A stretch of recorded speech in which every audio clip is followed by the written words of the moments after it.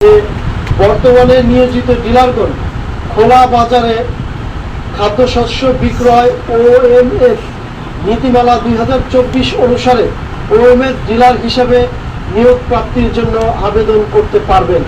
এখন এটা তো আসলে মন্ত্রণালয়ের সিদ্ধান্ত।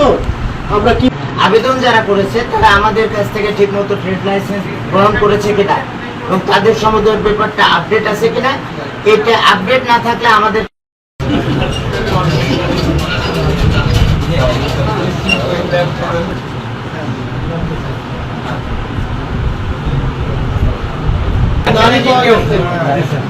কে আছে নাকি? এক নম্বরে মোহাম্মদ সাইফুর রহমান, 2 নম্বর মাসুদ রানা, 3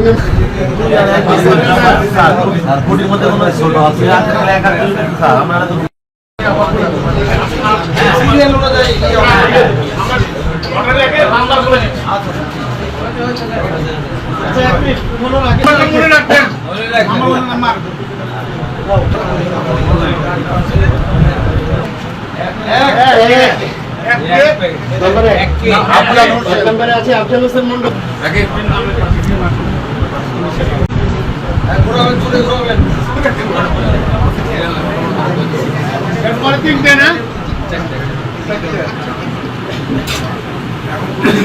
এরপর কয়জন? ইউনিয়ন পরিষদ